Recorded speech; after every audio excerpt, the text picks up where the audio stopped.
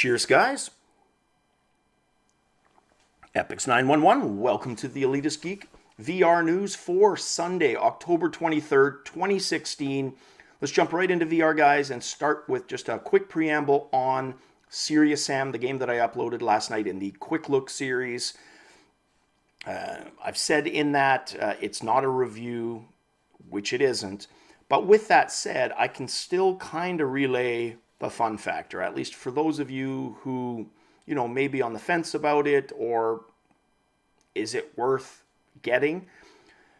Look, it seemed to me when I read reviews, and I have read reviews since I played it on Serious Sam, the people who had favorable reviews never mention raw data. It never comes up. The people who had a bit more of a negative review all mention raw data. So, and the reason I say that is by its nature, it's a wave-based game, very much like raw data, although raw data feels more dynamic because it throws in the tower defense elements. It has you purposely, it requires you to walk around more within any given set piece, whereas Serious Sam really encourages you to just stay the hell put where you are. Don't move around too much. Pull everything towards you and prevent it from getting to you, right? Everything except weapons and health, which again, you pull towards you. So there's really no need to move around. So yeah, the polish isn't there yet. That's all stuff that could absolutely change. This game could get really good, but as things stand right now, me personally, not even close. Raw data is absolutely the better game. But with that said, it's probably my favorite Vive game so far. So those are pretty lofty benchmarks for any game to topple it, let alone another wave-based. It better add something to the equation. And sadly, at this point anyways, Serious Sam does not. All right, let us jump into some news, starting with Netgear, launching what they call the world's fastest router, their Nighthawk X10. They say this is for VR fans and people who are into high definition 4K streaming. Now, what sets this apart, and I had just purchased one for the man cave, a router.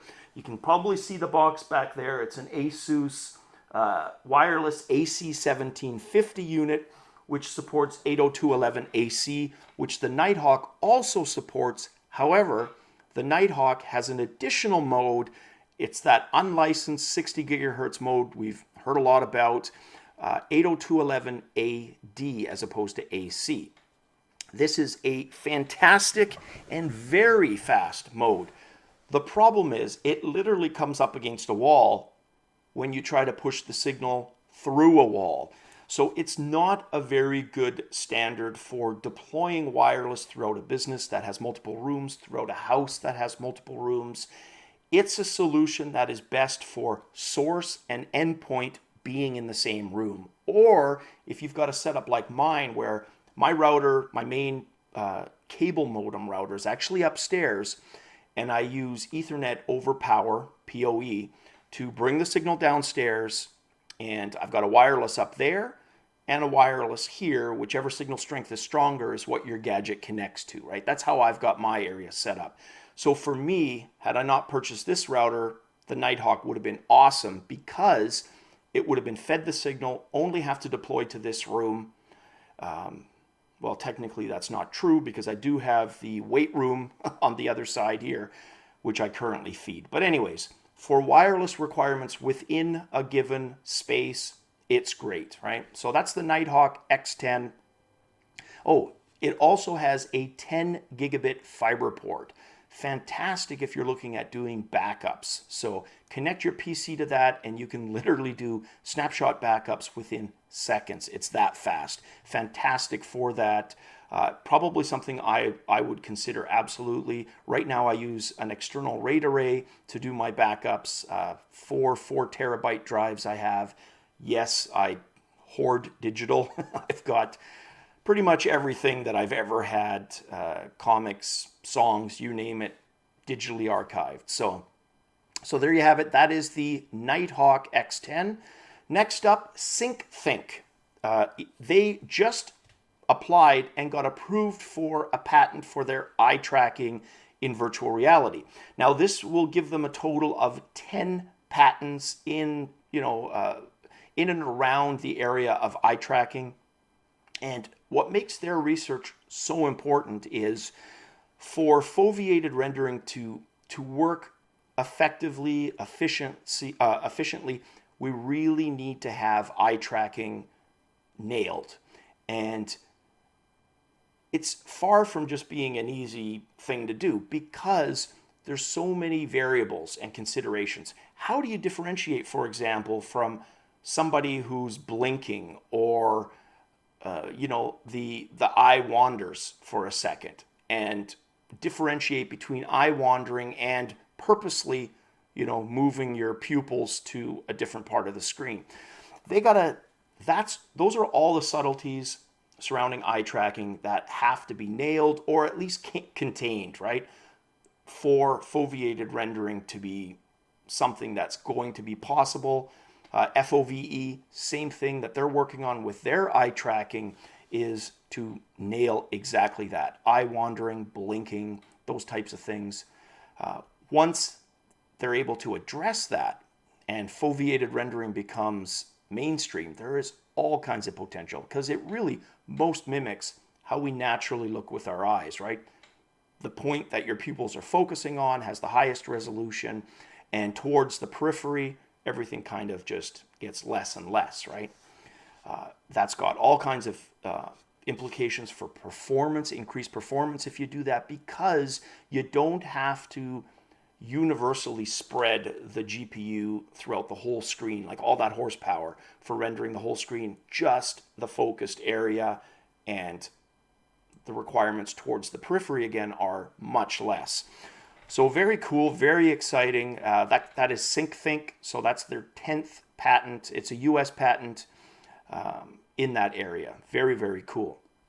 Next up, Pornhub. Had to talk about this. After all, it is news, I suppose. 360-degree videos work on the PlayStation VR now. However, there's some caveats, namely about 8 different steps you have to do to get it working. And that is something that Pornhub VP Corey Price isn't too happy about. He states, and this is his quote, "Sony PlayStation VR is quite lacking in comparison to Rift and Vive's media playback support. Samsung Gear VR and Google are the current leaders in ease of use and functionality support, where everything can be triggered from the web browser on a mobile device." So basically kind of throwing PlayStation under the bus, perhaps deservedly so. I don't think porn was kind of high on the Sony requirement list. The fact that there's a workaround to make it work, fine. So if you have Sony and you're into, Pornhub porn specifically, there's a way to get that to work now. Link in the description below. Next news piece, PlayStation VR sales figures for Japan. And this is really freaking interesting because they sold the first week, get this, 51,644 units. So that's Sony PlayStation VR units within Japan. To put that into perspective, the PlayStation 4 in its entire first launch week in Japan sold 30,154. So that is about a 40% difference, and that is quite significant and pretty telling. Now, are they going to be able to maintain the momentum? That's obviously the big question, because you could argue that similar to Vive and Rift, all of the initial people that were always going to get it anyways have already made their purchase, right? And that's where we saw the sales for the Rift and Vive really slow down throughout the summer, because most of us hardcore had purchased. The people who hadn't had their reasons for not purchasing. Price, right? The barrier to entry price, lack of games that appeal to them, etc. Whatever the reason, we had all already purchased it. Could be the same for the Sony PlayStation VR. So that'll be something to monitor. How are week 2 sales? How are week 3?